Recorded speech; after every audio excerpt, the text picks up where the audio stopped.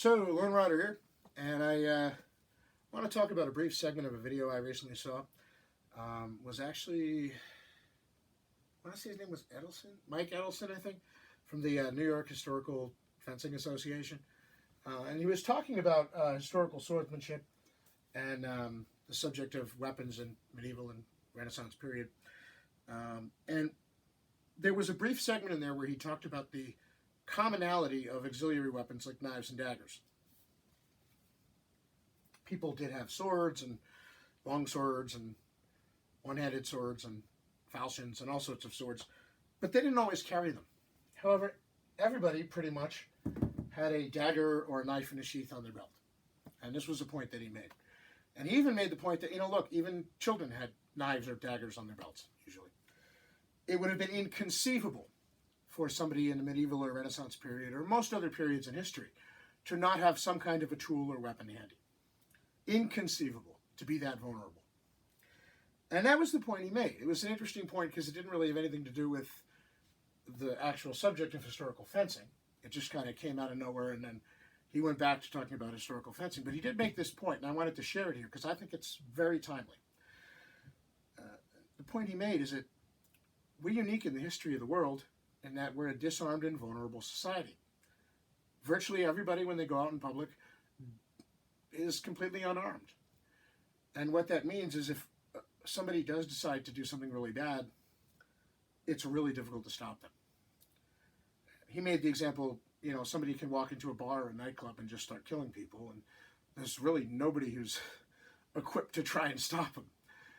Whereas if you went into a bar or a tavern in, let's say, 1462, and you pulled out a weapon and you said, I'm going to kill everyone here, every single person in that bar or nightclub would pull out their daggers and their knives and their swords and be like, no, you're not.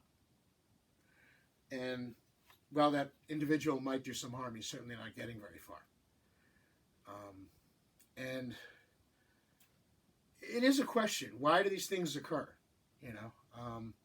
Obviously there's something wrong with the individuals that commit them. But the question is the fact that you have these mass killings, is it really just about the fact that weapons hold more projectiles now? Or is it actually part of the cost of being a disarmed and vulnerable society?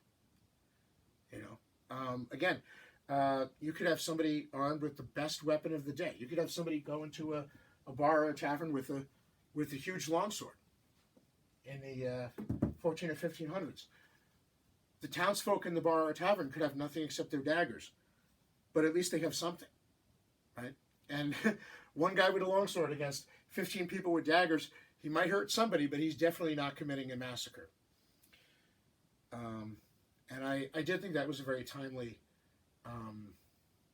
observation.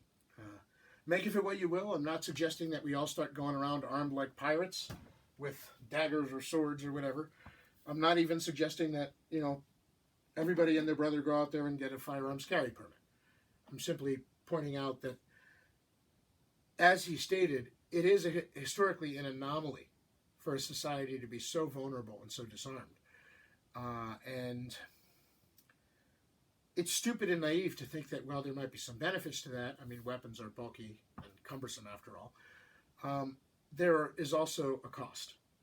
And that cost may very well include these massacres. Just a thought, I mean, there's a reason that you didn't have some guy go into a tavern in the 15th century, pull out his sword and say, I'm going to kill everybody here. Think about it. Lone Rider out.